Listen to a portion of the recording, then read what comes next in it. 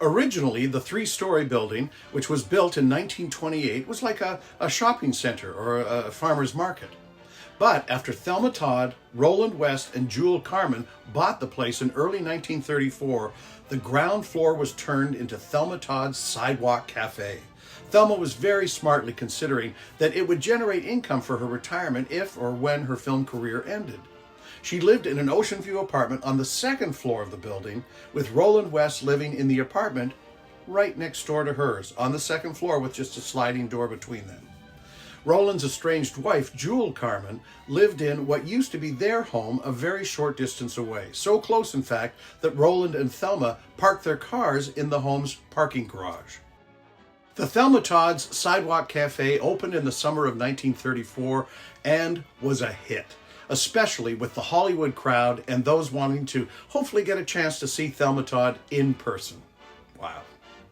In between all of this happening, Thelma met and married Pat DiCicco in 1932 to 1934. He was an agent, a movie producer, and sometimes actor who apparently had ties to the mob and was abusive both physically and verbally to Thelma. At some point near the end of their relationship, Pat DiCicco introduced Thelma to Lucky Luciano, who was very much tied to the mob and was involved with prostitution, drugs, and gambling operations. Eventually, they too began a romantic relationship. Now, from what I understand, Lucky Luciano wanted to rent out the third floor of Thelma Todd's Sidewalk Cafe building and make it into a gambling casino. Thelma said no. In fact, I've read in several places that while dining at the Brown Derby restaurant, Lucky Luciano and Thelma Todd were heatedly discussing Luciano's idea of having a casino on the third floor. Thelma finally yelled at him over my dead body, to which he replied, "That can be arranged." On a cold Saturday night on December 15th, 1935, Thelma's chauffeur drove her to the upscale nightclub Cafe Trocadero at 8610 Sunset Boulevard. Apparently, as she left for the party, Roland West told her, "I want you home by 2 a.m., or he threatened to lock all the doors. The Cafe Trocadero was one of the most famous nightclubs in the world. That night, there was a party being thrown in Thelma's honor by director Stanley Lupino, who was the father to his 17-year-old daughter, Ida Lupino. While at the Cafe Trocadero party, she ran into her ex-husband, Pat DiCicco, and apparently they had words. But by all other accounts, Thelma was generally having a pretty good time at the party, although when she left, she was not in good spirits. At around 3 a.m. in the early morning hours of Sunday, December 16th, her chauffeur dropped her off outside her apartment at Thelma Todd's Sidewalk Cafe. Roland West had locked all the doors and, being a heavy sleeper, did not hear Thelma's multiple knocks.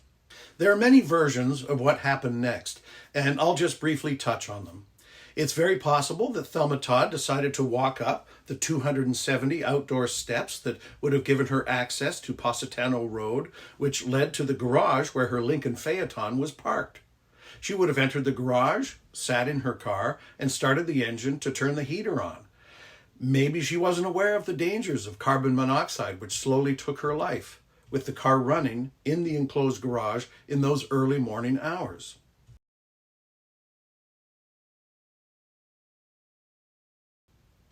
She was discovered by her housekeeper, May Whitehead, slumped over the front seat of her car in the early morning hours of Monday, December 17th.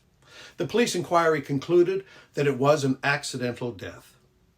But there are many questions surrounding her death that remain unanswered to this day.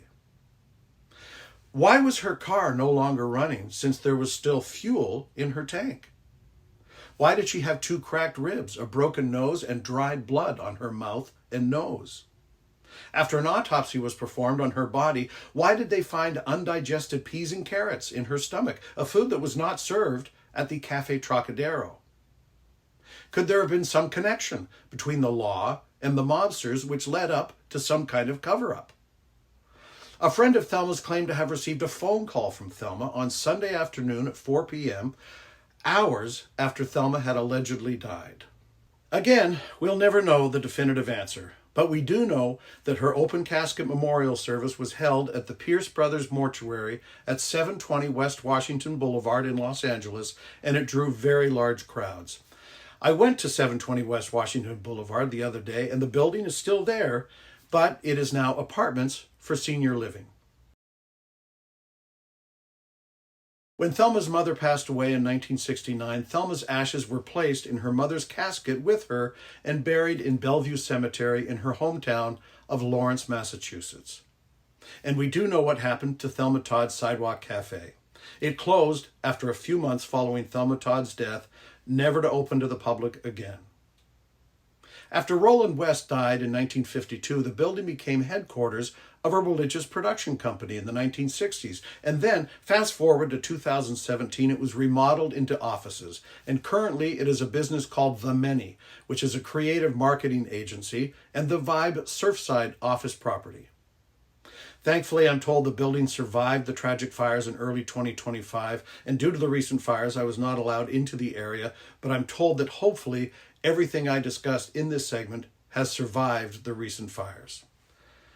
Time will tell. Thank you so much for watching Hooray for Hollywood. My name is Wayne York, and it's a wrap on Thelma Todd and Thelma Todd's Sidewalk Cafe. We'll see you on the next one.